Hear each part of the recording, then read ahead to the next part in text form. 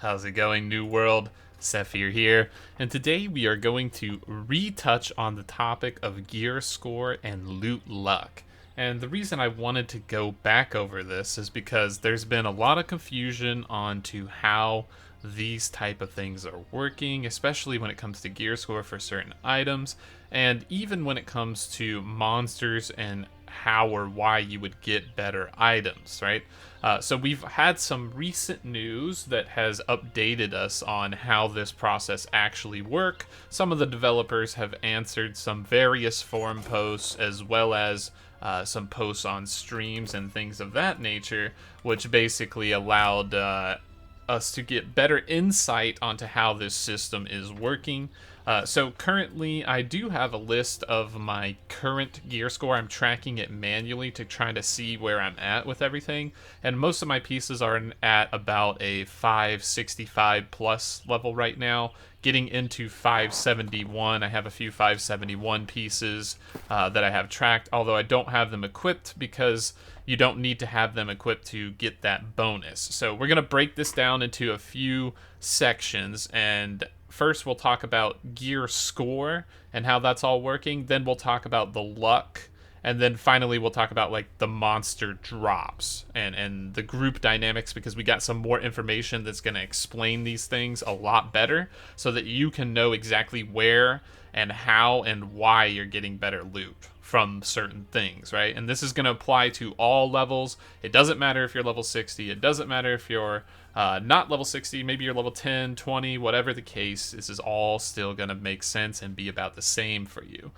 So first, let's go over what we have already known, right? Like what we knew before. So we knew that there was some system that existed called the high watermark system, which records loot that you find and the gear score value of that loot, and then attempts to give you better loot if the monster is able to drop that. So like, for example, a level 50 mob can only go up to like a 500 range, and that's kind of where it caps out, whereas level 60 mobs can go up to like 550, maybe even a bit higher if they're higher level than that, and elite. And there's some other factors like the dungeon increases the gear score value if you're in an expedition, portals increase gear score value, different things like that.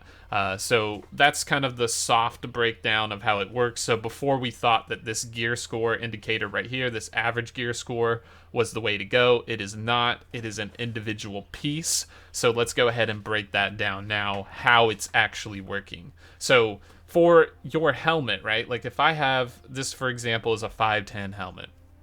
When I find this item, my helmet gear score watermark is now 510.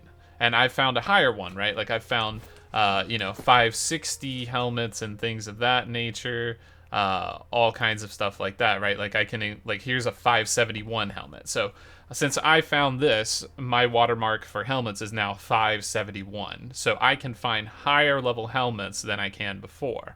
And then this is going to apply to every single armor slot, right? But here's where it gets tricky. Some of my watermark pieces, like my gloves highest was like 530 something, 538, and I don't know how to catch it up. Some of these seem to lag behind, so it just depends on what kind of drops you're getting and how lucky you're getting. And my shield is the farthest behind with a 505. This is the highest level shield I've ever found, and I don't know why I can't get a shield, even though I'm still tank.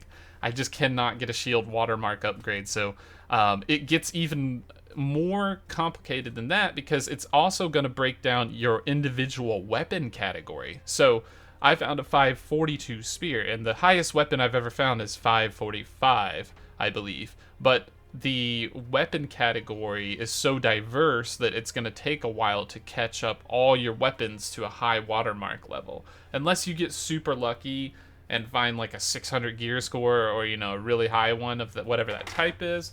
That's possible. You could do that, but it's going to take a while, because you got to go through hatchet, through hammer, through sword, through spears, through bow, even things that you don't have equipped, like life staff, fire staff, ice gauntlet. All of those gear scores need to get bumped up, and basically it's just going to be a while before your weapon catches up. So those are pretty much how that system's working. Now it's working a little differently when it comes to jewelry.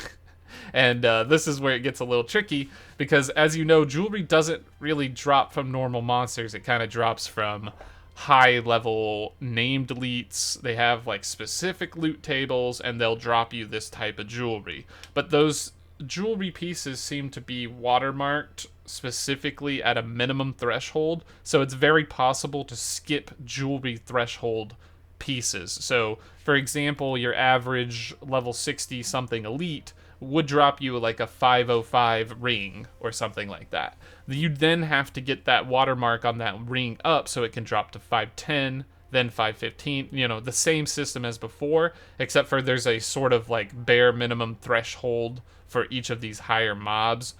So it just makes jewelry a little bit more complicated, but also when you get into expeditions, jewelry is kind of like guaranteed to be a certain gear score. So if you do get a jewelry piece drop, it may be like 550 and you could just jump straight up off the bat up higher there. So don't worry too much about that. We do know that quests and quest rewards and things of that nature do not increase your gear score. You need to find this item yourself. It needs to drop for you from a chest or a monster. For as far as like crafted gears goes, we're not super sure. We're thinking that crafted gear is not increasing that gear score, as it's just like drop monster related gear score, if that makes sense. So do keep that in mind.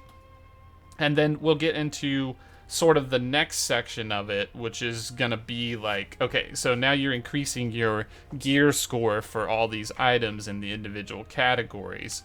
Let's talk about luck now. So luck before, as we stated, like I have a full luck set on here. This is just gonna simply increase your chance for an item to be gray, to go from gray to green, and then from green to blue, from blue to purple, and from purple to legendary. However, an item must be so high like gear score in order to reach that next tier. So for example, even if you have the most luck in the world, it's going to be really hard for you to get like a glove version of like a 200 level item and it be legendary. Like it's going to be really hard. I don't even think it's possible, to be honest. There are some special named legendaries that do come at lower levels. They'll have a unique name to them, but they are not like increased by that luck threshold. That's just like a different thing. It's like a specific monster table drop. But when you start getting up more towards the higher gear scores, towards 600, I believe it's possible for things to sort of like get into that purple range and then into that legendary range. And all the colors do is they just give the amount of perks that's on an item an increase. So like for example here, this purple jewelry has 4 slots or sockets, and some of these purple items can have 4 to 5. Usually it's 4, I believe, and then legendaries have 5. So you'll have an additional stat category, and all those stat categories are random. I believe blue has 3, and then green usually has 2, but sometimes it can have 3 for some reason. I'm not sure why, but that's kind of the general breakdown for that. So basically, you need to go out and kill monsters and loot chests, right? Now, everyone knows that. That's how you're going to increase your gear score or your watermark. But there is a trick to this, and we found out, I believe we were watching somebody stream, Dr. Lupo or something, and he was saying that he had a dev in there that was talking about some things, and the dev said that basically when you're in a group, that counts as a tag on a monster. So like if you're going somewhere like, let's take a high level zone, for example, Mirgard. There are level like 65 monsters here, 63 monsters and stuff like that. If your group tags that monster, you're going to get full loot value. If there is a second group that tags that monster, that value of that loot is going to start being split between the groups. So basically, you can get trolled by people that are tagging. And this also applies for people that are not in a group. So if there are 2 individuals that are solo, they are counting as 2 groups, regardless of how many people have tagged the mob. So if you have 10 individual solo players walk into here, it's going to count as 10 groups tagging the mob, and pretty much no one's going to get loot, right? It's going to be really bad. So avoid Zergs. Stick with a 5-man, but unless your 5-man is like super elite and does crazy damage, I think it makes best to go with a 10-man for any elite farming, and this works on all levels, like I said. So if you want to head down to Dead Man's Cove, the level 25 elite farm, and do this method here, you will see a lot better results with 5 to 10 people that are all within, you know, one group or two groups. And then if you have more people tagging along and tagging these mobs, it's just messing with your loot chances. So you need to get away from solo, you know, like people in the area kind of griefing, I guess, tagging mobs and things like that, and try to find an area that is something that you can isolate and farm yourself. The same would work in the level 35 territory over here. For the elites, so in Brightwood, so you would kind of do that logic to get better loot chances, and loot chances is just going to be increased drops, the monsters giving you better gear score stuff and things of that nature. So for late game dungeons or late game farms, you're going to want a 10-man group. I think it's the most efficient because you have enough people to kill things quickly and move through the areas. And remember that chests are not affected by the group thing, so the elite chests, the 23-hour cooldown chests, are going to be a solid way to improve your gear score. So that should help with anybody looking to do that. And, you know, just keep that in mind, that your group size hitting the monster is affecting what the monster is dropping.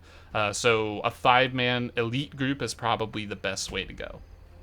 All right, well, I hope all of this stuff help and, you know, kind of break down this convoluted system. It does seem a little bit more complicated than it needs to be, but once you get a good grasp on it, it's actually not that bad. Just keep in mind, a quick TLDR, every slot that you have has its own separate gear score, which will be increased by just killing monsters and doing chests, or looting chests and things of that nature.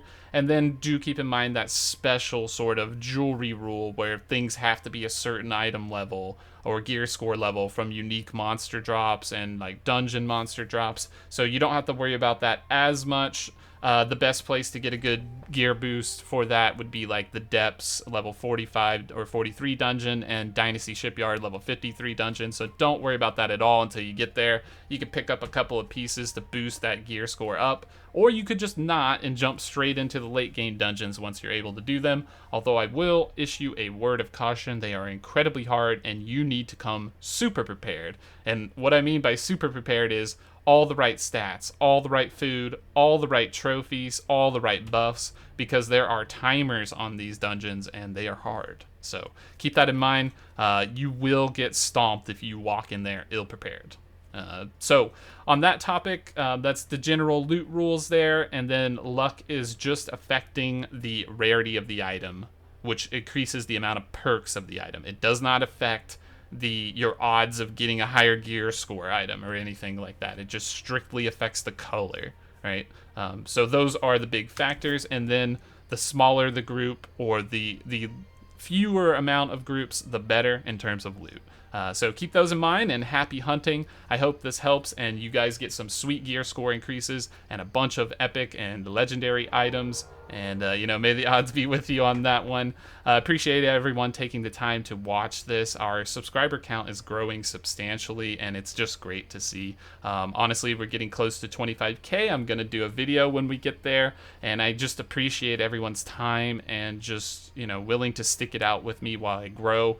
You know, I started this channel like 60 some odd days ago, 0 subscribers, so it's just amazing to see. And on that note, if you haven't already, be sure to subscribe, like, and hit the bell, as that will definitely help us out here. We also have a join button with a membership benefits and perks, as well as badges and emojis, so make sure to check that one out, and a Discord where you can reach out to me and other like-minded players looking into this game.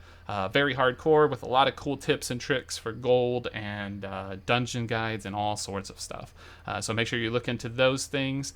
Thank you for watching. I appreciate you spending the time to do this, and we will catch you in the next video, everyone.